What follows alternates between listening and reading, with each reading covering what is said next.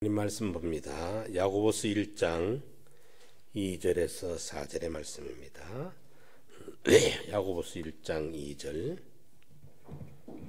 내 형제들아, 너희가 여러 가지 시험을 만나거든 온전히 기쁘게 여기라. 이는 너희 믿음의 시련이 인내를 만들어내는 줄 너희가 알미라. 인내를 온전히 이루라.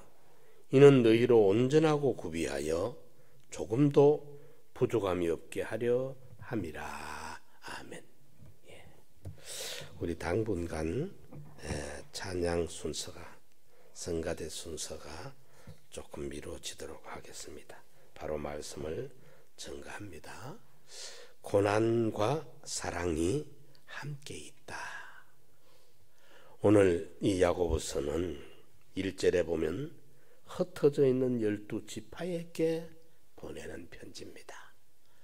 그 초대교회 당시에 여러 가지 핍박을, 박해를 피해서 고향을 떠나고 집을 떠나고 뿔뿔이 흩어져 있는 이스라엘 무리들,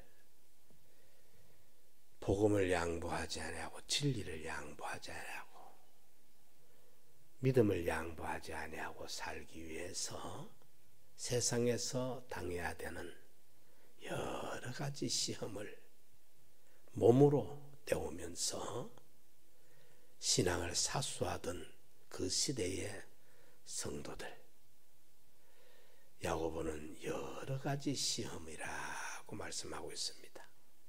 신체적인 질병, 경제적인 그 궁핍, 그리고 가해지는 그 박해, 이루 말할 수 없는, 오늘 우리 시대의 사람들은 도무지 느껴지지 않는 그런 혹독한 시련과 고난을 몸으로 때우면서 믿음을 지켰던 그 초대교회 성도들을 우리가 생각하면서 고난의 의미를 다시 한번 새겨보는 시간 되기를 바랍니다.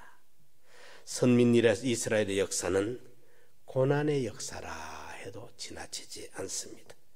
크고 작은 시련으로 그들의 역사는 점철되어져 왔던 것입니다. 예레미야가 3장 32절 말씀에도 보면 주께서 인생으로 고생하며 근심하게 하심이 본심이 아니시로다 라고 기록하고 있습니다. 하나님께서 우리 성도들이 겪게 되는, 당하게 되는 여러 가지 시험, 고난, 이런 어려움을 만나게 하시는 것은 하나님의 본심이 아니다. 이 순서 통해서 이루고자 하시는 뜻이 있다는 의미가 되겠습니다.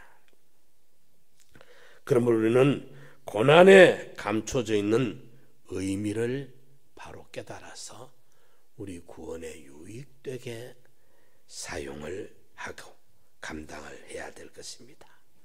고난은 인격에 값진 음식물과 같아서 잘 참고 견디기만 하면 영양소가 되어 힘이 되고 성장의 촉진제가 되지만은 이 고난을 소화시키지 못하면 마치 음식물을 먹고 얹힌 것 같아서 손해를 보고 낙심하게 될 수도 있는 것입니다.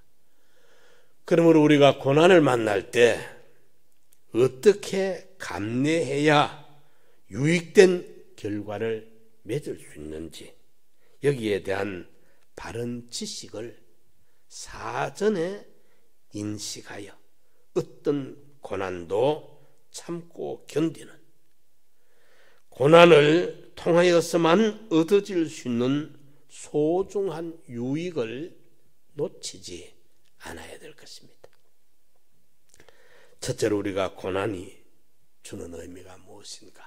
첫째로 감당치 못할 고난은 없다는 사실을 알아야 합니다. 고린도전서 10장 13절에 사람이 감당할 시험 밖에는 너희들에게 당한 것이 없나니 오직 하나님은 미쁘사 너희가 감당치 못할 시험 당함을 허락지 아니하시고 시험 당할 즈음에 또한 피할 길을 내사 너희로 능히 감당하게 하시느니라 말씀하고 있습니다. 감당치 못할 시험 당함을 허락지 않을 뿐만 아니라 또 시험 당할 즈음에는 피할 길을 내사 감당하게 하신다. 그런데 현실에 우리가 시험을 당하고 있는 현실에는 어떤가?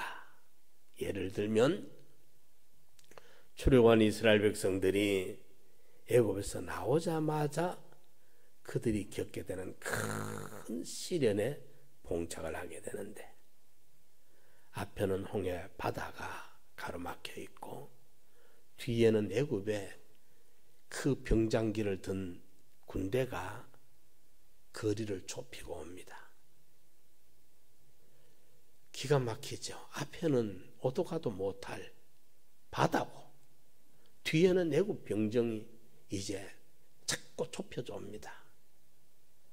이런데 시험 당할 즈음에 이런 시험이 지금 이스라엘 백성들이 눈앞에 당했는데 피할 길을 내사 거기 어디 피할 길이 있습니까?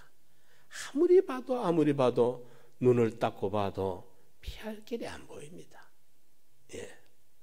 그런데 딱 그 시기가 되니까 피할 시험 당할 즈음에 홍해가 갈라져서 물 속에 그 길이 준비되어 있었단 말이죠. 피할 길이 홍해 바다 속으로 준비되어 있었는데 때가 되니까 그 길이 드러나서 이스라엘이 다 건너가고 애굽 병정은 그날 이후로는 더 이상 이스라엘을 괴롭히지 못하도록 끊어주셨지 않습니까? 이게 피할 길을 내신 것입니다. 선택받고 구속받은 하나님의 자녀들에게는 어떤 절망적인 상황일지라도 반드시 감당할 수 있는 것만 주시지 감당치 못할 것을 주시지 않는다. 이 사실을 믿으시기 바랍니다. 이걸 믿어야 돼요. 이스라엘이 광야에 들어가자마자 사흘 길을 가다가 마라를 만나잖아요. 그 열사의 사막에 1시간도 참 견디기 힘들 긴데 마실 물은 없고 마라에 도착했는데 물이 있어서 마시니까 거기 독이 들어있어서 먹을 수 없는 물이에요. 그러니까 이스라엘이 또 막 원망하고 불평하고 난리를 지기잖아요. 그런데 사실은 조금만 더 가면 조금만 더 인내하면 하나님은 엘림이라는 오아시스를 준비하고 계셨어요. 종려나무 70그루와 물샘 12이 준비되어져 있거든요. 거기 숫자로 꼭 70, 12이라는 게 문제하면 상징적인 의미가 있습니다. 바로 그것이 엘림이 바로 오아시스예요. 하나님은 사막의 오아시스로 이스라엘 백성들에게 그늘을 준비하시고 거기에 물샘을 준비하셔서 얼마든지 충족을 만족을 받을 수 있는 대비를 하고 계시는데 그걸 견디지 못하고 믿음 없는 소리를 하게 되는 것이라 그 말입니다. 이러기 때문에 우리는 감당치 못할 시험 당함을 허락지 않는다. 시험 당할 즈음에는 또 견뎌낼 만한, 이겨낼 만한 피할 길을 하나님은 분명히 예배하고 계신다. 이걸 우리가 믿어야 돼. 어떤 부모가 유치원 아이에게 살 한 가마를 어깨 위에 지우겠습니까? 마찬가지로 알지 못함이 없고 능치 못함이 없고 독생자까지 아낌없이 우리를 위해서 내어놓으시는 그 사랑의 하나님, 그 하나님이 우리가 감당치 못할, 견디지 못할, 찡겨 눌려 죽을 그런 무거운 짐에 치이도록, 고난에 치이도록 그렇게 버리지 아니하신다 하는 사실을 믿어야 됩니다. 이것을 믿지 못하고 시험 당할 때 그냥 눈앞에 있는 거 보고 원망, 불평, 낙심, 믿음 없는 행동을 하는 사람이 되지 말고, 이제 시험이 올 때, 고난이 올 때 진짜와 가짜가 그때 좀 드러나요. 실력의 유무가 그때 좀 드러나요.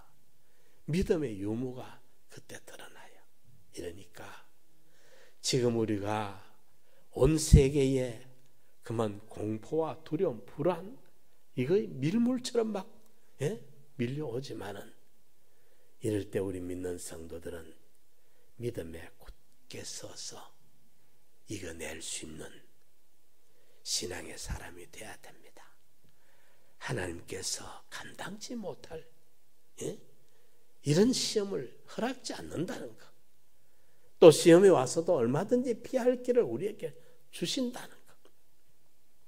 단 이런 코로나 바이러스 이런 일이 올 때에 하나님이 지켜준다 하고 만용을 부리면 안 됩니다.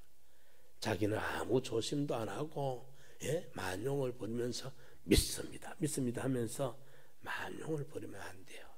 우리도 마스크도 쓰고 또 손도 씻고, 아주 사람들이 많이 모이는 그런 곳도 좀 피하고, 우리가 할 수 있는 조심도 하고 주의도 하고 해야 됩니다. 그러나 우리는 하나님이 우리를 지켜줘야 되지. 그래서 시편 90편 91편 7절의 말씀을 믿어야 돼요.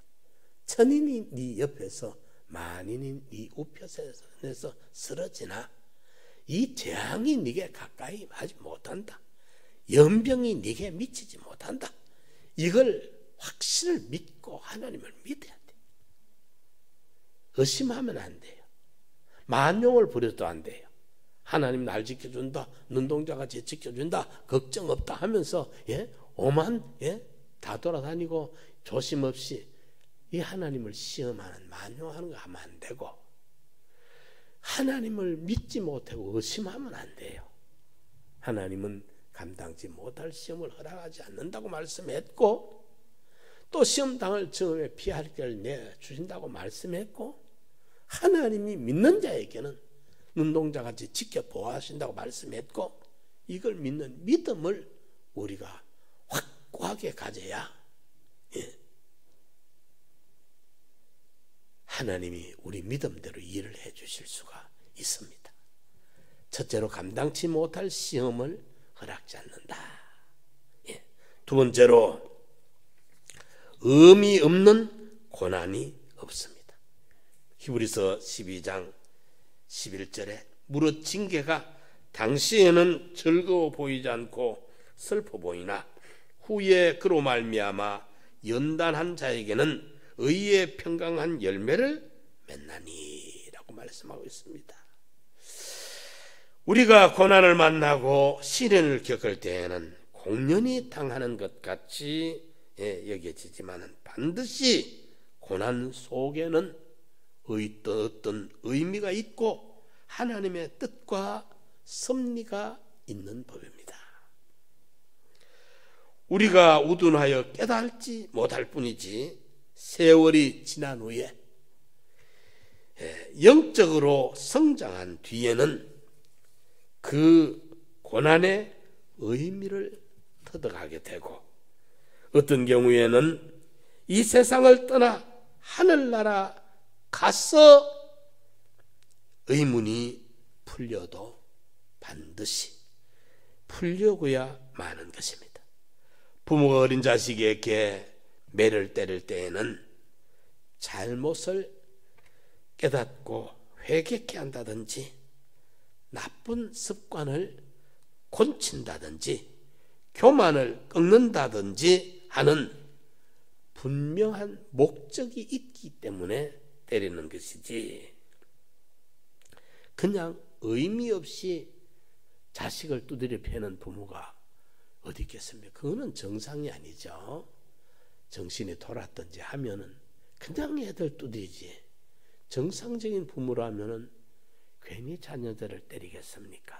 그렇지 않지요, 그렇죠? 예. 그래서 우리는 성도가 겪게 되는 그 어떤 고난도 의미 없는 고난은 없다. 때로 우리가 이해가 안 될 수는 있습니다. 예. 하나님의 기쁘신 경륜을 이해가 안 되어서 왜 나만 겪는 고난이냐라고 그때 당시에는 원망도 생기고 불평도 나오고 할 수 있지만은, 우리가 경험해 본 것처럼 지난 후에 보면 다 그것이 내가 인생을 공부하는 계기가 되었고 참 보면 하나님의 사랑이었더라는 것을 훨씬 지난 이후에라도 깨닫게 되더라 그 말입니다. 감당치 못할 시험을 허락지 아니하시는 하나님이 의미 없는 고난을 우리에게 만나서 고생하도록 하지를 않으시더라. 세 번째로, 고난과 사랑이 함께 있다는 것을 믿어야 됩니다. 이사야 49장 15절에 보면 여인이 어찌 그 젖먹는 자식을 잊겠으며 자기의 태에서 난 아들을 긍휼히 여기지 않겠느냐. 그들은 세상 어머니들은 자기가 낳은 자식을 말하죠. 그들은 혹시 잊을지라도 나는 너를 잊지 아니할 것이다. 예. 세상의 어머니들의 그 모성애가 있잖아요. 그죠? 예. 자기가 10달 동안 뱃속에 그 잉태했던 자식, 그 아픔의 산고를 겪으면서 낳은 자식, 흔히들 사람들이 눈에 넣어도 아프지 않다 하잖아요. 여인이 어찌 자기가 낳은 자식을 버리겠는데, 그럴 수 없잖아요. 혹시 그럴지라도 여인들이, 세상 부모가 그럴 리 없지만 혹 그럴지라도 나는 너희를 못 버린다. 예. 하나님의 사랑은 영원한 사랑입니다. 불변의 사랑입니다. 자기 백성을 사랑하시되 끝까지 사랑하시느니라 기록하고 있어요. 하나님은 한 번 택한 백성을 버리지 않습니다. 예. 이래서 보면 고난 속에는 꼭 고난만 있는 것이 아니라 하나님의 사랑이 함께 들어있더라. 우리가 요셉을 잘 알죠. 요셉이 형들의 미움을 받아서 노예로 팔려가고 억울한 누명을 쓰고 옥살이를 하고, 이런 일련의 사건들이 그 당시에는 누가 봐도 버림받은 인간처럼 보이고 불행하게 보이고 가련하게 보이고 불쌍하게 보이는 사람이었습니다. 요셉에 당하는 그 고난을 어떻게 설명할 수가 있겠습니까? 예. 그런데 지난 뒤에 보니까 하나님의 사랑이 함께 하더라 말입니다. 요셉이 보디발 집에 가서 노예살이 할 때도 보면 창세기 39장 2절 3절에 여호와께서 요셉과 함께 하심으로 요셉의 범사가 형통하였더라 그렇게 기록하고 있어요. 그런데 거기서 누명을 쓰고 옥살이를 하죠. 그죠? 창세기 39장 23절에 보면 거기 가서도 여호와께서 요셉과 함께 하심으로 요셉의 범사가 형통하였더라. 노예로 팔려가서 옥살이 할 때도 그 노예라는 신분과 그 노예살이에 고난만 있는 것이 아니라 여호와 하나님이 요셉과 함께 하시고 변함없는 그 사랑으로 요셉의 범사를 형통케 하시고 요셉을 자꾸 존귀하게 만들고 요셉을 키우고 그 집안의 모든 인사 재정을 식료만 주인이 알아서 하지 재테크를 요셉에게 다 맡겨가지고 가정의 그 많은 식솔들을 요셉이 알아서 자 인사권 재정권이 요셉에게 다 했어요. 세상에는요 우선 재단 이사장이나 이런 사람들이 뭘 가지고 있느냐 인사권과 재정권을 가지고 있습니다. 인사를 자기가 알아서 할 수 있고 재정을 자기가 알아서 할 수 있으니까. 응? 그런데 그것을 보디발이 요셉에게 다 일임을 해놨어요. 그만큼 요셉이 존귀하게 신부는 노예인데 노예가 아니에요. 하나님이 그를 노예로 서름받고 멸시받고 전대받도록 놔두지를 않아.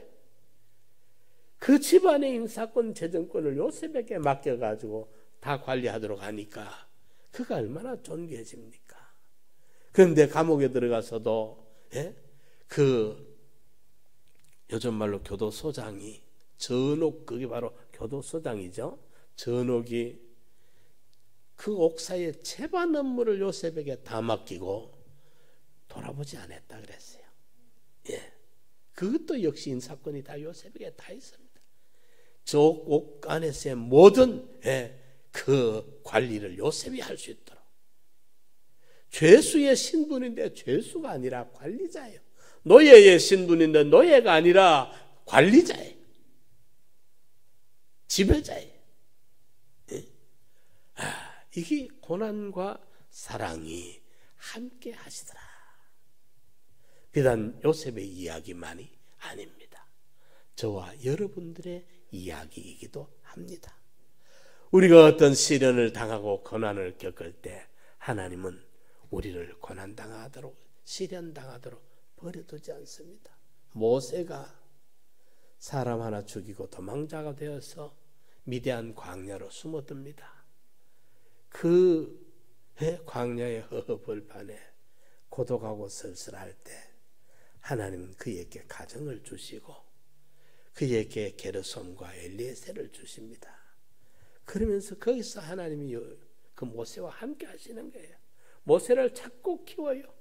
모세의 인격을 키우고 모세의 믿음을 키우고 모세의 경험을 폭폭에 광야에서 충분한 광야의 경험을 해놔야 이스라엘을 광야 40년 동안 이끌어갈 수 있죠. 광야를 전혀 모르면 아무리 지도자라도 그 이스라엘 이끌고 광야를 어떻게 가겠습니까?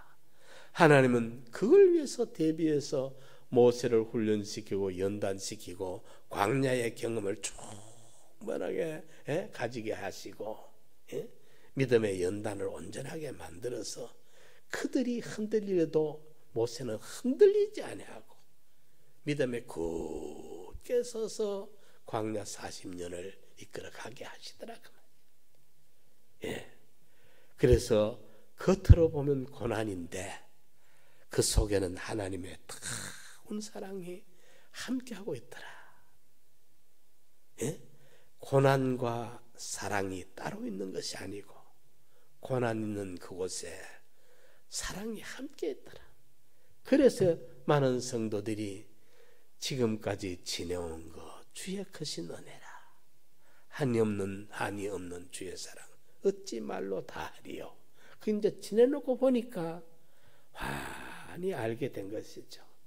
당면했을 때는 가끔은 우리가 마라에서 쓴물을 원망 불평한 것처럼 이해가 안 돼서 믿음이 부족해서 믿음 없는 행동도 하고 말도 하고 했지만은 지내놓고 보니까 은혜 아닌 것이 없더라 그 말이죠. 그래서 그때 비로소 찬양을 돌린다는 겁니다. 이걸 우리가 꼭 기억합시다. 고난과 사랑이 함께 있더라. 혹 당시에는 이해가 안 되어서 믿음이 좀 부족해가지고 그럴 수 있어요. 그렇지만은 지내놓고 보면은 다 은혜요 사랑이더라. 그걸 고백하지 아니할 수가 없는 것입니다. 창세기 50장 19절에 보면 요셉이 그 형들에게 두려워 마소서, 내가 하나님을 대신하리까.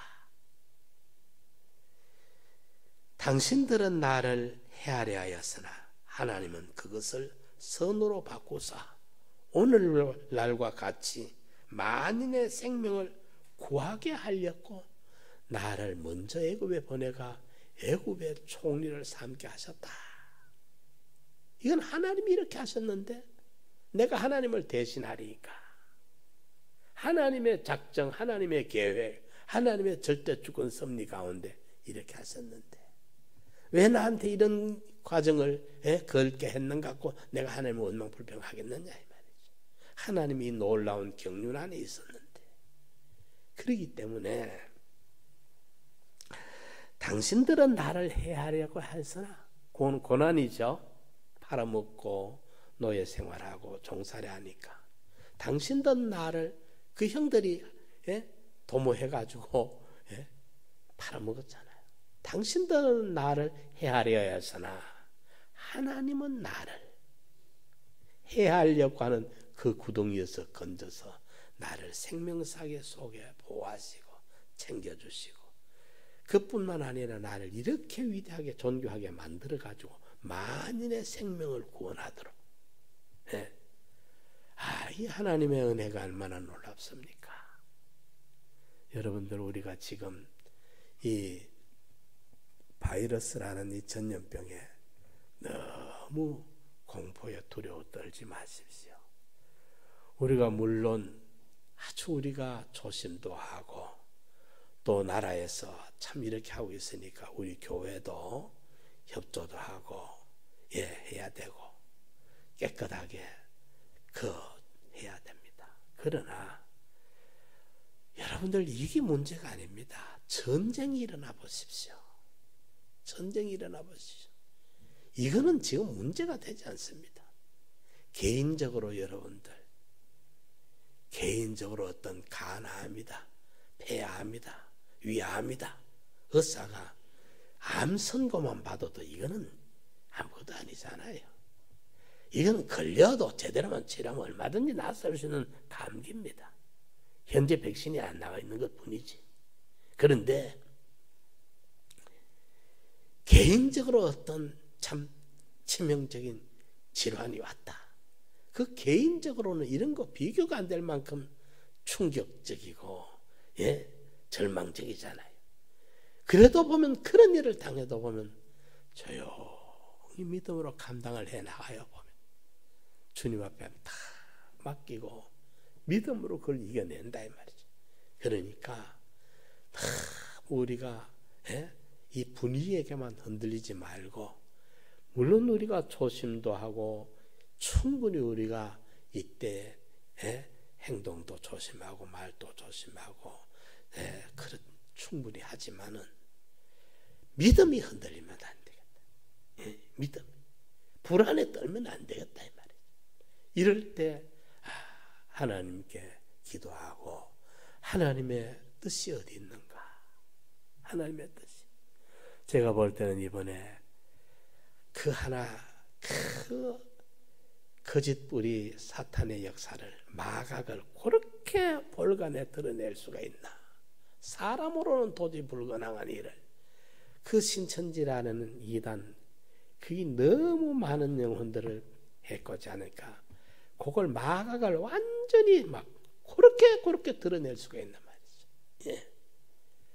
우리가 모르는 하나님의 경륜이 있고 섭리가 있습니다. 이럴 때 우리 믿는 성도들은 하나님의 뜻이 뭔가? 이럴 때 우리가 더 믿음의 사람이 되고 진지해져야 되고 하나님의 그 역사를 더 깊이 경험하고 체험하고 믿음이 쑥하면 자랄 수 있는 계기가 돼야 되지. 불안에 떨고 정신 못 차리고 막 흔들리고 이러면 안 되겠다, 그 말입니다. 자, 감당치 못할 시험 없다. 성도가 만나는 고난은 의미 없는 고난 역시 없다. 아지 못하면 전지다, 능치 못하면 전능자, 독생자까지 아낌없이 내어놓으시는 그 하나님이 의미 없이 우리 성도들에게 그렇게 어려움을 겪게 하지 않는다.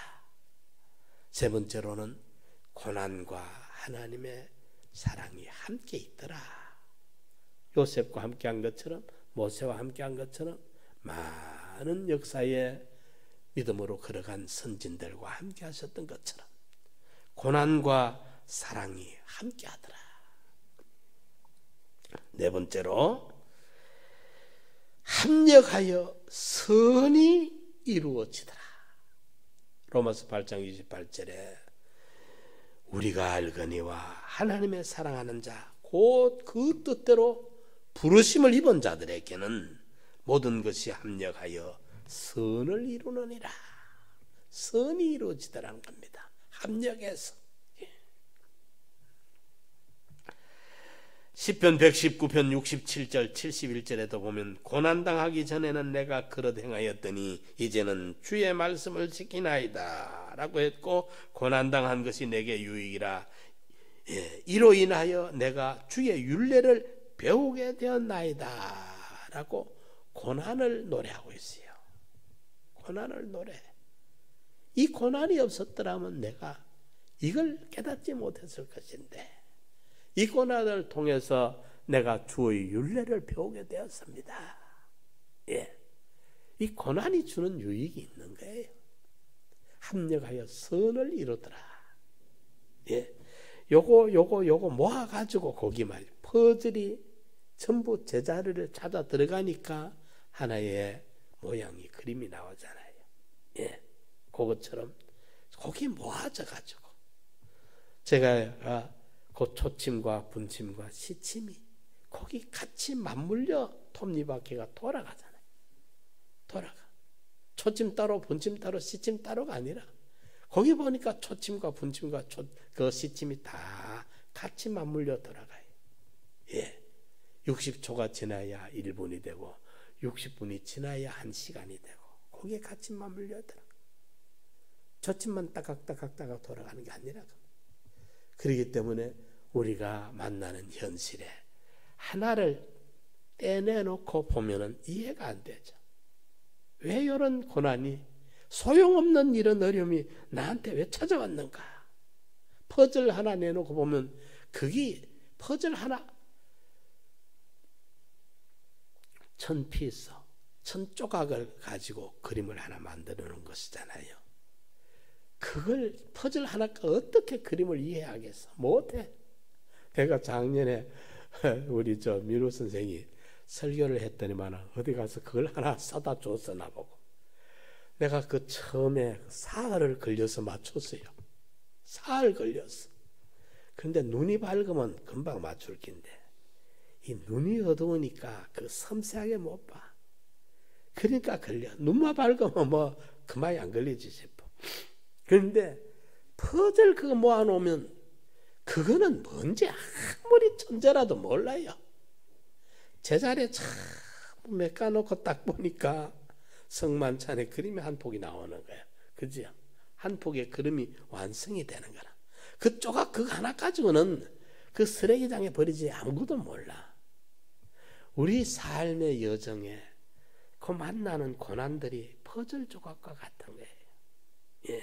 요셉의 퍼즐이 감옥 가는 거, 종살이 하는 거, 총리 되는 거, 거기 전부 제자리 맞춰놓으니까 요셉이라는 일생이 그 성경에 기록이 되고 하나님께 영광이 되고 많은 믿음의 후진들이 닮아갈 수 있는 교훈이 된다고 말이죠. 합력하여 선을 이루더라. 누구의 이야기가 아니고 바로 저와 여러분들의 이야기인 줄 믿으시기 바랍니다.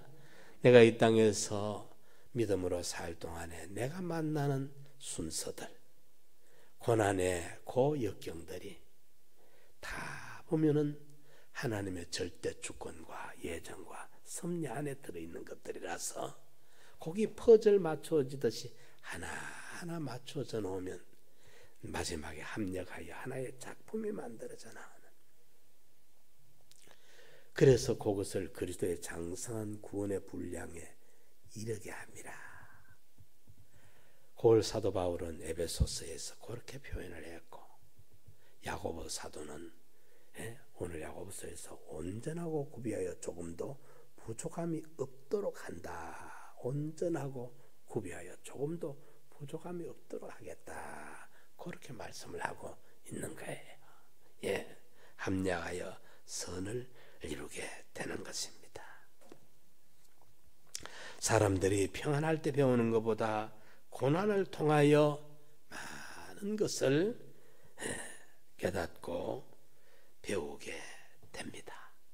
그리고 은혜를 받게 됩니다. 세상 사람들도 말합니다. 젊어서 고생은 사서라도 해라. 그 절대로 맞는 말입니다. 그냥 헛으로 들을 말이 아닙니다. 젊어서 그 고생을 해봐야 됩니다. 고난을 경험해봐야 됩니다. 예. 어떤 분이 그 이야기라는 걸 들었어요. 김용기 장로 아들 간증하는 걸 제가 그분 보지는 못했고 그 테이프로 한번 들은 적이 있어요. 김용기 장로 맏아들은 아닌 것 같아. 둘째인가 셋째인가. 근데 그때 그분은 외국 유학도 하고 그때는 다 대학 가기 힘들고 유학하기 힘들 때인데 유학까지 했는데 자기 친구들은 전부 장관급이라. 근데 그 아버지가 그거 할 놈들은 세비를 쓰니까 너는 그거 하지 말고 나랑 농사 짓자. 이러니까 뭐 그게 얼마나 젊은 청년 때 받아들이기 힘들었겠어요. 그죠? 예. 그래서 참 그분도 얼마나 그 절제를 가르쳤습니까? 예. 요즘은 휴게소 같은 데 가면 그 이제 화장실에 그 비누를 이래 꼽아놓은 비누 이래 민떼 가지고 손으로 비누를 사용할 수 있죠. 그죠? 그 방법이 옛날에 몰랐는데 거기에 이제 김용기 장로 그 가난 농문학교 갔다 온 분들 이야기 들어보면 비누를 그 달아놓고 그런다는 게 신기하게 들렸어요. 그 얼마나 참 많은 영향을 끼친지 모릅니다. 그런데 그 아들이 한번 간증하는 테이프를 들으니까 눈물에 그 고구마를 먹어보지 아니하였으면 눈물 섞인 고구마를 먹어보지 아니하였으면 인생을 논하지 말아라. 그 이야기를 해요. 그 뭐 흔히 다 전해진 이야기인데 그런 고생을 눈물을 그래 배고픔, 간절함 그걸 경험해 보지 않았으면 네가 인생을 안다 소리 하지 말라. 고생 안 해본 사람은 인생을 모른다는 거예요. 그죠? 예, 그렇잖아요. 이러니까 그 고난을 통해서 우리에게 연단이 이루어지고 열매가 맺어지는 것입니다. 사랑하는 성도 여러분, 하나님은 감당치 못할 시험을 우리에게 허락지 않습니다. 의미 없는 고난을 우리에게 만나도록 하지를 않습니다. 고난에는 항상 하나님의 사랑이 그 속에 함께 배어져 있습니다. 그리고 그 모든 순서들은 합력하여 선을 이루신다는 것을 믿고 고난을 원망불평 낙심하지 말고 믿음으로 잘 감내하는 성도들이 되면 그 고난이 큰 영광이 되고 승리의 자원이 될 줄을 믿으시기 바랍니다. 우리 같이 한번 통성으로 기도드립시다. 고난이 내게 유익이라. 고난을 통해서 내가 규례 율례를 배웠습니다. 우리 하나님께 감사드릴 수 있는 자리까지 우리가 나아가야 됩니다. 주님